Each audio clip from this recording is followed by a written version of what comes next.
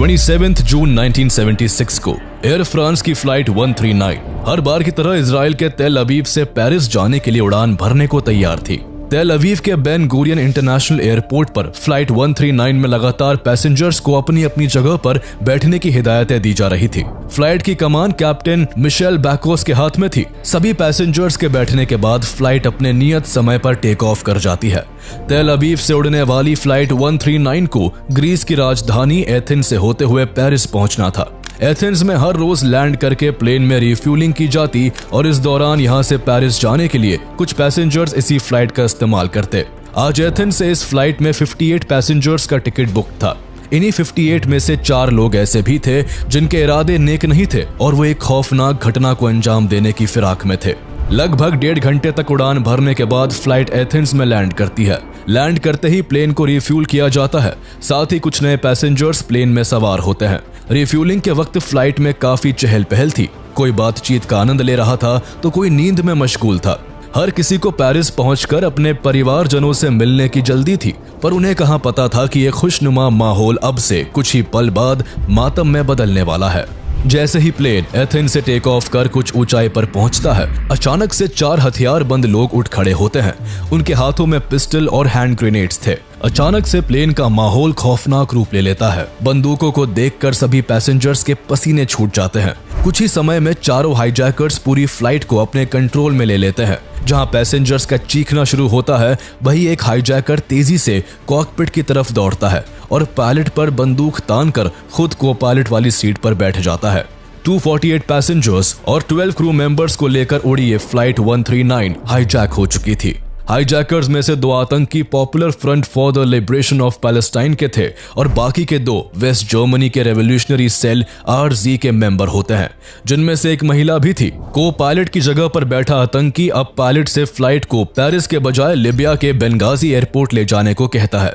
कई घंटों की लगातार उड़ान के बाद प्लेन को लिबिया के बेंगाजी एयरपोर्ट पर लैंड करवाया जाता है और वहां पर रिफ्यूलिंग करवाई जाती है। जिस वक्त बेंगाजी एयरपोर्ट पर प्लेन को रिफ्यूल किया जा रहा था, उसी समय एक ब्रिटिश बॉर्न इजरायली महिला पैट्रिशिया मार्टेल ने मिसकैरेज का बहाना करते हुए हाईजैकर्स को यह यकीन दिला दिया कि उसकी तबीयत बहुत ज्यादा खराब है। पैट्रिशिया की ये चाल काम कर गई और हाईजैकर्स ने उन्हें बेंगाजी एयरपोर्ट पर ही रिलीज कर दिया। इस महिला के फ्री होते ही इस हाईजैकिंग की खबर पूरी दुनिया में आग की तरह फैल गई। अब तक इजराइल को भी इस घटना की खबर लग चुकी थी। इस फ्लाइट में ज्यादातर पैसेंजर्स इजरायली ही थे, इसलिए इजराइल में हंगामा मच गया। हर पल बीतने के साथ इजरायली गवर्नमेंट पर अपने सिटीजन्स को रेस्क्यू करवाने का प्रेशर बढ़ता जा रहा था। इजराइल को पता था कि इतने सारे पैसेंजर्स को छुड़ाने के बदले हाईजैकर्स बड़ी डिमांड रखेंगे, इसलिए हाईजैकर्स की डिमांड के पहले ही इजराइल रेस्क्यू ऑपरेशन प्लान करने लगता है। बेंगाजी एयरपोर्ट पर रिफ्यूलिंग के बाद फ्लाइट एक बार फिर उड़ान भरती है। इन सब के बीच अब तक इस हाईजैकिंग के 24 घंटे बीत चुके थे। कॉकपिट में बैठा आतंकी अब पायलट को फ्लाइट युगांडा ले जाने को कहता है। गन पॉइंट पर होने के कारण पायलट मजबूर था, इसलिए फ्लाइट अब तेजी के साथ इजराइल से करीब 4000 किलोमीटर दूर युगांडा की ओर उड़ने लगती है। कुछ देर उड़ान भरने के बाद हाईजैकर्स पायलट को युगांडा के एंटेबी एयरपोर्ट पर प्लेन को लैंड करने का ऑर्डर देते हैं। हाईजैकर्स की ये बात सुनकर पायलट और क्रू हैरान था कि कैसे कोई हाईजैक किया हुआ प्लेन इतनी आसानी से दूसरे देश के एयरपोर्ट पर उतारा जा सकता है। पर उन्हें कहां पता था कि हाईजैकर्स की पहले से ही युगांडन प्रेसिडेंट ईदी आमीन से बातचीत हो चुकी है। आखिरकार 28 मई की रात के करीब 3 बजे फ्लाइट 139 युगांडा के एंटेबी एयरपोर्ट पर लैंड करती है। एंटेबी एयरपोर्ट पर लैंड करते ही युगांडन आर्मी इस प्लेन को चारों ओर से घेर लेती है। प्लेन के लैंड करते ही पैसेंजर्स और क्रू मेंबर्स राहत की सांस लेते हैं। उन्हें लगता है कि युगांडन आर्मी उन्हें रेस्क्यू करने आई है, पर उनकी ये खुशी चंद मिनटों के अंदर ही गायब हो जाती है जब वो देखते हैं कि युगांडन आर्मी उन्हें रिहा कराने नहीं, बल्कि वो तो हाईजैकर्स को सपोर्ट करने आई है। आर्मी के लोग हाईजैकर्स को पकड़ने की जगह उनकी आवाभगत में लग जाते हैं। अब तक पैसेंजर्स और क्रू समझ चुके थे कि उनके इंतजार की घड़ियां लंबी होने वाली है। इनमें से किसी को पता नहीं था कि किसकी जान बच पाएगी और किसकी नहीं।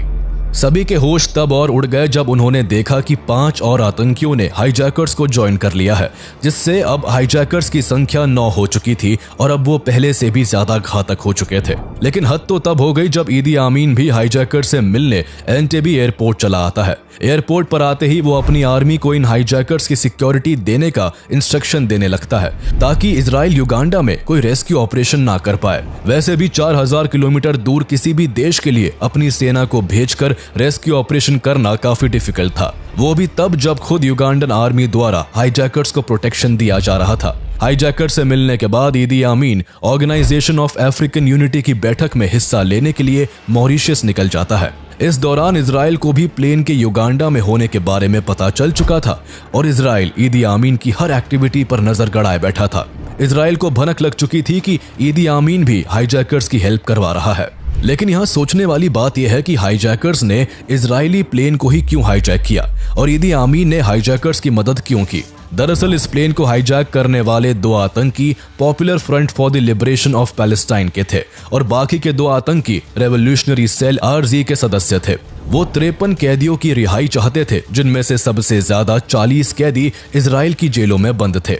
वहीं दूसरी तरफ कभी इजराइल और ईदी आमीन में काफी अच्छी दोस्ती हुआ करती थी। जब ईदी आमीन युगांडा की सेना में मेजर जनरल हुआ करता था, तब इजरायली डिफेंस फोर्सेस ने उसे पैराट्रूपिंग की स्पेशल ट्रेनिंग भी दी थी। ये दोस्ती इस कदर मजबूत थी कि आगे चलकर जब ईदी आमीन ने युगांडा में तख्ता पलट किया, तब भी इजराइल ने अपने इंजीनियर्स और टेक्नीशियंस को भेजकर उसे भरपूर सहयोग दिया था। तख्ता पलट के बाद दोनों देशों के व्यापारिक रिश्ते भी काफी बेहतर हो गए थे और कई इजरायली युगांडा में बिजनेस करने के लिए भी गए। इसके बाद ईदी आमीन ने अपने पड़ोसी देश तंजानिया से युद्ध छेड़ा और इजराइल से हथियारों की मदद मांगी, पर इस बार इजराइल ने ईदी आमीन को मदद देने से इनकार कर दिया।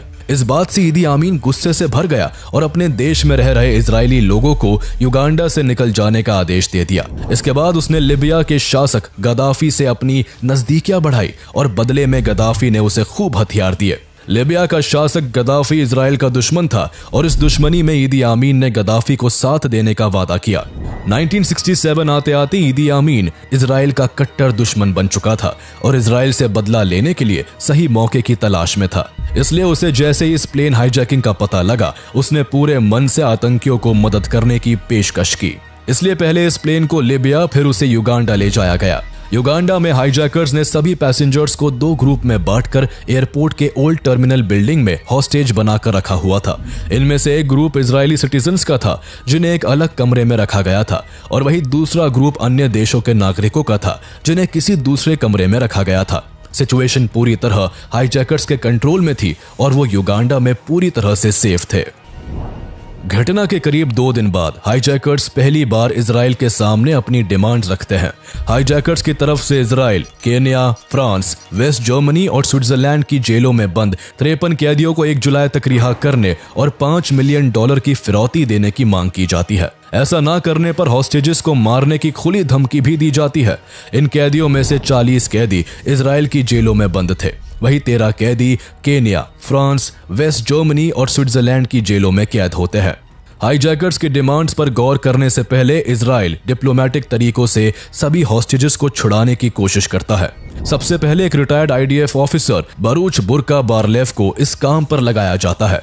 उनका युगांडा के प्रेसिडेंट ईदी आमीन के साथ कई सालों से काफी अच्छा रिश्ता था, लेकिन अपने ही घमंड में चूर ईदी आमीन उनकी कोई भी बात मानने से साफ इनकार कर देता है। इसके बाद इजरायली कैबिनेट अमेरिका से रिक्वेस्ट करती है कि वो इजिप्ट के प्रेसिडेंट अनवर सादत को आमीन से बात करने को कहे। US के कहने पर अनवर सादत अपनी तरफ से बेस्ट ट्राई करते हैं, पर यहां भी बात नहीं बन पाती है। इसके बाद पैलेस्टाइन लिबरेशन ऑर्गेनाइजेशन के चेयरमैन यासिर अराफत हानी अल हसन को अपना स्पेशल एनवॉय बनाकर हाईजैकर्स और ईदी आमीन से मिलने युगांडा भेजते हैं। लेकिन अपने मंसूबे को पूरा करने की जिद लिए बैठे हाईजैकर्स हॉस्टेजेस को रिलीज करने के लिए बिल्कुल भी तैयार नहीं होते। किसी भी तरफ से कोई ऑप्शन ना देखकर अंत में इजरायली कैबिनेट 1 जुलाई 1976 को हाईजैकर्स के पास एक नेगोशिएशन ऑफर भेजती है। इजराइल को अपने रेस्क्यू ऑपरेशन को एग्जीक्यूट करने के लिए कुछ और वक्त की जरूरत थी, इसलिए इजराइल ने हाईजैकर्स को अपने नेगोशिएशन ऑफर में लिखा कि वो इजराइल की जेलों में बंद कैदियों को तो रिलीज करने को तैयार है, पर दूसरे देशों में बंद कैदियों के लिए उसे उन देशों से बात करने में थोड़ा और वक्त लगेगा। इसके अलावा इजराइल उनकी $5 मिलियन की डिमांड को भी मान लेता है।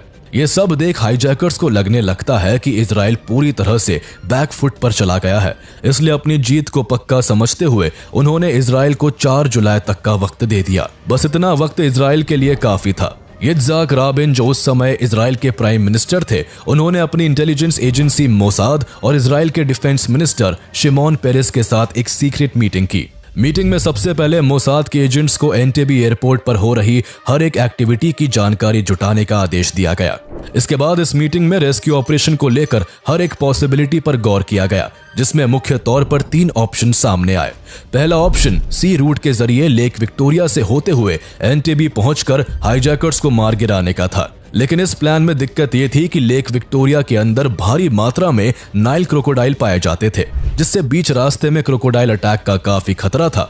वही ऑपरेशन सक्सेसफुल होने के बाद भी ईदी आमीन के मंजूरी के बिना इजरायली बंधकों को वापस इजराइल लाना पॉसिबल नहीं था। इसलिए इस प्लान को छोड़कर दूसरा प्लान बनाया गया, जिसके तहत इजरायली आर्मी को केनिया पहुंचकर वहां से बाय रोड एंटेबी एयरपोर्ट जाकर रेस्क्यू ऑपरेशन को अंजाम देना था। लेकिन यह प्लान भी इजरायली अथॉरिटीज को ठीक नहीं लगा।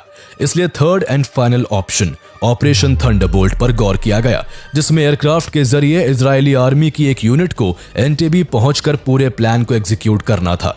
इजराइल के पास समय की भारी कमी थी, इसलिए ऑपरेशन थंडरबोल्ट को ही एग्जीक्यूट करने का फैसला लिया गया। इस ऑपरेशन के लिए इजरायली डिफेंस फोर्स के एलीट कमांडोज की यूनिट सायरेट मेटकॉल को चुना जाता है, जिसे योनातन नेतन्याहू लीड कर रहे थे। पर युगांडा इजराइल से 4000 किलोमीटर दूर था, इसलिए ऑपरेशन में शामिल सभी एयरक्राफ्ट्स को बीच में कहीं रिफ्यूलिंग करना बहुत जरूरी था। रिफ्यूलिंग करवाने के लिए इजराइल को किसी ऐसे ईस्ट अफ्रीकन देश की जरूरत थी जो अपने देश में उसके एयरक्राफ्ट को घुसने की परमिशन दे दे। ऐसे में युगांडा का पड़ोसी देश केन्या इजराइल की मदद के लिए सामने आया। केन्या ने इस ऑपरेशन के लिए नायरोबी एयरपोर्ट पर इजरायली एयरफोर्स को लैंड करने की परमिशन दे दी। एक और जहां इजराइल रेस्क्यू ऑपरेशन को प्लान कर रहा था, तो वहीं हाईजैकर्स ने एक और चाल चलते हुए 30 जून और 1 जुलाई के बीच 148 ऐसे हॉस्टेजेस को रिहा करके पेरिस भिजवा दिया जो इजराइल के सिटीजन्स नहीं थे। ऐसा करके हाईजैकर्स अन्य देशों के इन्वॉल्वमेंट को खत्म करना चाहते थे, ताकि कोई और देश उनके खिलाफ कोई एक्शन ना ले। अब एंटेबी एयरपोर्ट पर केवल 106 इजरायली पैसेंजर्स ही बचे थे, जिससे साफ हो चुका था कि हाईजैकर्स केवल इजरायली सिटीजन्स को ही टारगेट कर रहे थे। इस बीच मोसाद एंटेबी एयरपोर्ट की हर छोटी से छोटी इन्फॉर्मेशन को जुटा चुका था। उसने यहां तक पता कर लिया था कि हाईजैकर्स ने हॉस्टेजेस को एयरपोर्ट के पास किस बिल्डिंग में छुपा रखा है। इस इन्फॉर्मेशन को मोसाद सायरेट मेटकॉल रेस्क्यू यूनिट से शेयर करता है। साथ ही उस बिल्डिंग और एंटेबी एयरपोर्ट का मैप भी उनके साथ साझा करता है। इजराइल के पास प्लस पॉइंट ये होता है कि एंटेबी एयरपोर्ट के जिस टर्मिनल में हॉस्टेजेस को रखा गया था, उसका कंस्ट्रक्शन कुछ साल पहले ही इजराइल की एक कंपनी ने किया था। इस कंपनी की मदद से इजरायली फोर्सेस को वहां के चप्पे चप्पे की जानकारी मिल गई थी। इजराइल अब रेस्क्यू ऑपरेशन के लिए तैयार था, बस इंतजार था तो कैबिनेट मिनिस्टर्स की मंजूरी का। हाईजैकर्स की तरफ से 4 जुलाई का अल्टीमेटम था, इसलिए देर ना करते हुए इजराइल की कैबिनेट मीटिंग में रेस्क्यू ऑपरेशन को अंजाम देने के लिए 3 जुलाई का दिन चुना जाता है। 3 जुलाई आ चुकी थी। अब हाईजैकर्स द्वारा दिए गए अल्टीमेटम में सिर्फ 1 दिन ही बचा था। इजराइल को पता था कि अगर समय से ऑपरेशन को सक्सेसफुली नहीं किया गया तो उनके सभी नागरिकों की जान जा सकती है। इसलिए फौरन ऑपरेशन थंडरबोल्ट को शुरू कर दिया जाता है। इस पूरे ऑपरेशन को brigadier general Dan Shomron command कर रहे थे, जबकि लेफ्टिनेंट कर्नल योनातन नेतन्याहू को फील्ड ऑपरेशन की जिम्मेदारी दी गई थी। प्लानिंग की जा चुकी थी और अब इजरायली एयरफोर्स के 4 C-130 हरक्यूलिस उड़ान भरने को तैयार थे। इसके बाद अलग अलग टाइम पर सभी एयरक्राफ्ट्स को युगांडा के एंटेबी एयरपोर्ट के लिए रवाना कर दिया जाता है। पहले 3 एयरक्राफ्ट्स में 200 के करीब कमांडोज और पैराट्रूपर्स बैठे हुए थे, जबकि एक जहाज को खाली भेजा गया था ताकि ऑपरेशन पूरा होने के बाद उसमें सभी हॉस्टेजेस को वापस लाया जा सके। इन एयरक्राफ्ट्स में कुछ गाड़ियों को भी भर के लाया गया था, जो कि इजराइल के प्लान का ही एक हिस्सा था। इसके अलावा इस मिशन में 2 बोइंग 707s भी जोड़े गए, जिनमें से एक को एंटेबी से स्टैंड ऑफ रेंज पर फ्लाई करते हुए कमांड एंड कंट्रोल का काम संभालना था, तो वही दूसरा बोइंग 707 केनिया के नायरोबी में मेडिकल इमरजेंसी के पर्पस से रखा गया। प्लान के मुताबिक सभी एयरक्राफ्ट्स रेड सी के ऊपर से फ्लाई करते हुए अपनी मंजिल की ओर बढ़ रहे थे। सभी पायलट्स को इजिप्ट, सूडान और सऊदी अरब जैसे तमाम देशों के ATC की नजरों से बचते हुए उड़ान भरने के आदेश दिए गए थे, ताकि किसी भी देश का रेडार उनके एयरक्राफ्ट्स को डिटेक्ट ना कर पाए। सभी एयरक्राफ्ट रेड सी के ऊपर उड़ान भरते हुए जिबूटी पहुंचते हैं और फिर वहां से टर्न लेकर इथियोपिया और केनिया को क्रॉस करते हुए युगांडा में एंटर कर जाते हैं। उसके बाद फर्स्ट एयरक्राफ्ट बड़ी खामोशी से रात के करीब 11 बजे एंटेबे एयरपोर्ट पर लैंड करता है। इस एयरक्राफ्ट के वहां उतरने पर युगांडा आर्मी को जरा भी शक नहीं होता है, क्योंकि उन एयरक्राफ्ट्स को युगांडा की कमर्शियल फ्लाइट्स की तरह कलर किया गया था, ताकि रनवे पर उतरते वक्त युगांडन आर्मी उनकी सही पहचान ना कर सके और इजरायली एयरक्राफ्ट पर शक ना हो। फर्स्ट एयरक्राफ्ट के उतरते ही सभी इजरायली कमांडोज बड़ी सावधानी से छुपते छुपाते एंटेबे एयरपोर्ट के न्यू टर्मिनल की बिल्डिंग के पास तैनात हो गए और थोड़े ही समय में एयरपोर्ट के कंट्रोल रूम के आसपास अपनी पोजीशन ले ली। इसी दौरान एयरक्राफ्ट का पिछला दरवाजा खुलता है, जिससे 2 लैंड रोवर और एक ब्लैक कलर की मर्सिडीज निकलती है। मर्सिडीज पर युगांडन फ्लैग और कार्डबोर्ड लाइसेंस प्लेट लगा हुआ था, जो कि दिखने में युगांडन मिलिट्री के व्हीकल्स की तरह ही लग रहा था। इस दौरान 35 कमांडोज ने युगांडन आर्मी के जैसे ही यूनिफॉर्म पहन रखी थी। ब्लैक मर्सिडीज में ईदी आमीन के जैसा ही मोटा और भारी भरकम व्यक्ति सवार था। इजराइल ने ऐसा इसलिए किया था क्योंकि जब भी ईदी आमीन किसी दूसरे देश के विजिट से लौटता था तो इसी तरह रनवे पर उसका काफिला बाहर निकलता था। इजराइल की इतनी पुख्ता तैयारी के कारण युगांडन आर्मी को अभी तक शक नहीं हो पाया था। उन्हें लगा कि उनके प्रेसिडेंट ईदी आमीन मॉरिशस से लौट आए हैं। रनवे पर उतरते ही ये गाड़ियां बड़ी तेजी के साथ ओल्ड टर्मिनल की ओर बढ़ने लगती है। जैसे ही ये सभी गाड़ियां ओल्ड टर्मिनल की बिल्डिंग के पास पहुंचने वाली थी कि तभी 2 युगांडन आर्मी के लोग इस गाड़ी को रोकने लगते हैं।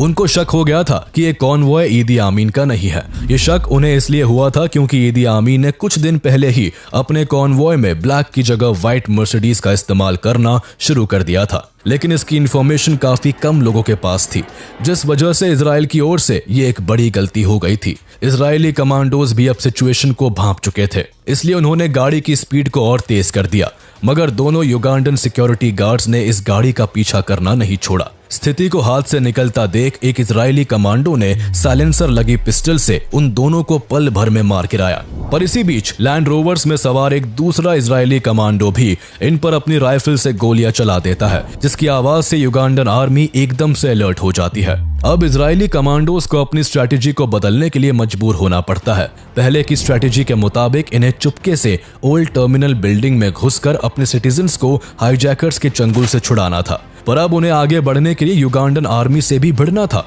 इसी बीच बाकी के कमांडोज और पैराट्रूपर्स से भरे 2 इजरायली एयरक्राफ्ट्स एंटेबे एयरपोर्ट पर लैंड करते हैं और तेजी के साथ सभी अपनी अपनी पोजीशंस लेते हुए आगे जा चुके कमांडोज को बैकअप देते हैं और रनवे और हाईजैकर्स की सिक्योरिटी में लगाई गई युगांडन आर्मी पर जोरदार फायरिंग शुरू कर देते हैं। उधर लैंड रोवर और मर्सिडीज से गए सभी कमांडो ओल्ड टर्मिनल की बिल्डिंग में हॉस्टेजेस को रिहा कराने पहुंच जाते हैं। इस दौरान तीनों एयरक्राफ्ट के इंजन को चालू रखा जाता है ताकि जैसे ही रेस्क्यू ऑपरेशन पूरा हो फौरन वहां से टेक ऑफ किया जा सके। पहले से ही पोजीशन लिए इजरायली स्नाइपर्स युगांडन आर्मी पर काल बनकर टूटते हैं। इजरायली कमांडोज ने रनवे पर पोजीशन लेते ही वहां की सभी लाइट्स को ऑफ कर दिया और जैसे ही युगांडन आर्मी की तरफ से कोई हलचल दिखती उन्हें तुरंत मार गिराया जाता। थोड़ी ही देर में एयरपोर्ट पर तैनात सभी सिक्योरिटी फोर्सेस को इजरायली कमांडोज ने मार गिराया। इस गोलीबारी और आमने सामने की लड़ाई में अब भी सभी इजरायली कमांडोज सेफ थे। उधर ओल्ड टर्मिनल पहुंच चुके कमांडोज ने उन चारों आतंकियों पर अटैक करना शुरू कर दिया, जिन्होंने बंदूक की नोक पर 106 इजरायली लोगों को बंधक बना रखा था। इजराइल के इन जाबाज कमांडोज के आगे आतंकी ज्यादा देर नहीं टिक पाए और चंद मिनटों में ही ढेर हो जाते हैं। इजरायली कमांडोज के पास इस पूरी बिल्डिंग का मैप था और वो बेहतर प्लानिंग से आए थे, इसलिए यहाँ भी इजरायली कमांडोज की तरफ से एक भी कैजुअलिटी सामने नहीं आती। लेकिन क्रॉस फायरिंग के दौरान कुछ इजरायली पैसेंजर्स को गोली लग जाती है, जिससे 3 लोगों की जान चली जाती है और कई लोग बुरी तरह से घायल हो जाते हैं। सभी आतंकियों को मार गिराने के बाद इजरायली कमांडोज हॉस्टेजेस को रनवे की तरफ 4th एयरक्राफ्ट में ले जाते हैं। अब एंटेबे एयरपोर्ट के सभी इलाकों पर इजरायली कमांडोज का कब्जा था। सब कुछ कंट्रोल में लेने के बाद सभी पैसेंजर्स को 4थे एयरक्राफ्ट पर बिठाया जाने लगता है। इस दौरान घायल हॉस्टेजेस को एयरक्राफ्ट में बिठाने का काम फील्ड इंचार्ज योनाथन नेतन्याहू ने संभाला हुआ था। वो बारी बारी से सभी को सुरक्षित तरीके से प्लेन में बिठा रहे थे। उसी वक्त कुछ कमांडोज की नजर एंटेबे एयरपोर्ट पर स्टेशन्ड युगांडा के 11 MiG-17 और MiG-21 एयरक्राफ्ट्स पर पड़ती है। इजरायली कमांडोज ने फौरन उन सभी जहाजों को हैंड ग्रेनेड और बॉम्ब्स के जरिए तबाह कर दिया ताकि युगांडन एयरफोर्स उनका पीछा ना कर सके। अब तक सभी पैसेंजर्स चौथे एयरक्राफ्ट में सवार हो चुके थे और फील्ड इंचार्ज योनाथन नेतन्याहू ने अपने सभी कमांडोज को भी ग्राउंड छोड़ने का ऑर्डर दे दिया था। ग्राउंड पर अकेले खड़े योनाथन नेतन्याहू अश्योर करते हैं कि सभी इजरायली पैसेंजर्स, कमांडोज और ऑफिसर्स सेफली एयरक्राफ्ट में सवार हो चुके हैं। सब कुछ अश्योर करने के बाद योनाथन नेतन्याहू भी प्लेन में सवार होने ही वाले होते हैं कि अचानक से युगांडन आर्मी के कुछ सिपाही वहां पहुंचते हैं और उन पर अंधाधुंध गोली चला देते हैं। इस गोलीबारी में 2 गोली योनाथन नेतन्याहू को लगती है और वो शहीद हो जाते हैं। आगे चलकर इजरायली सरकार उनकी बहादुरी के लिए इस ऑपरेशन का नाम बदलकर उनके नाम पर ऑपरेशन योनाथन कर देती है। इस घटना के 20 साल बाद 1996 में योनाथन नेतन्याहू का छोटा भाई इजराइल का प्राइम मिनिस्टर बनता है, जिन्हें हम बेंजामिन नेतन्याहू के नाम से जानते हैं। इस पूरे ऑपरेशन में केवल एक इजरायली कमांडर की जान गई थी, वहीं दूसरी ओर 7 हाईजैकर्स और 45 युगांडन आर्मी मारे गए। दोनों तरफ से चली भयंकर गोलीबारी और बम धमाकों के कारण इस ऑपरेशन के दौरान 3 हॉस्टेजेस की भी मौत हो गई थी, जबकि 10 हॉस्टेजेस गंभीर रूप से घायल हो गए थे। 90 मिनट तक चले इस ऑपरेशन में इजराइल अपने 102 सिटीजन्स को हाईजैकर्स के चंगुल से छुड़वाने में सफल रहता है। कई दिनों तक हॉस्टेज बने रहने के कारण इजराइल की एक महिला डोरा ब्लॉक की तबीयत काफी खराब हो गई थी, इसलिए उन्हें युगांडा के ही एक हॉस्पिटल में भर्ती करवा दिया गया था। ऑपरेशन के दौरान इजरायली कमांडोज को डोरा ब्लॉक जिस हॉस्पिटल में भर्ती थी उसकी जानकारी नहीं थी, जिस कारण उन्हें रेस्क्यू नहीं किया जा पाता। इजराइल के इस ऑपरेशन में भारी शिकस्त खाने के बाद युगांडन अथॉरिटी अपना बदला हॉस्पिटल जाकर डोरा ब्लॉक की बेरहमी से हत्या करके लेती है। इस ऑपरेशन के बाद जैसे ही ईदी आमीन को मालूम चलता है कि उसकी अनुपस्थिति में इजराइल उसके घर में घुसकर अपने सभी हॉस्टेजेस को छुड़ा ले गया है, तो उसे अपने कानों पर विश्वास नहीं हो पाता है। उस समय ईदी आमीन की क्रूरता के किस्से काफी मशहूर थे। कहा तो यहाँ तक जाता है कि वो एक समय पर इंसानी मांस भी खाने लगा था। इस ऑपरेशन में केन्या ने इजराइल की हेल्प की थी। ये इन्फॉर्मेशन के मिलते ही ईदी आमीन का गुस्सा 7वें आसमान पर पहुंच जाता है। वो अपनी मिलिट्री को युगांडा में रह रहे सभी केन्या के लोगों को मार देने का आदेश दे देता है। इससे युगांडा में 245 केनियन को तड़पा कर मार दिया जाता है। इसके अलावा 3000 से अधिक केनियन को पकड़कर जेल में डाल दिया जाता है। ये सब ईदी आमीन की खिसियाहट ही थी। उसे इजराइल का इस तरह उसके देश में आकर और उसके सिपाहियों को मारकर सभी लोगों को रिहा कर ले जाना बर्दाश्त नहीं हो रहा था। वहीं पूरी दुनिया में इजराइल के इस डेयरिंग ऑपरेशन के बाद इजराइल की जबरदस्त तारीफ हो रही थी।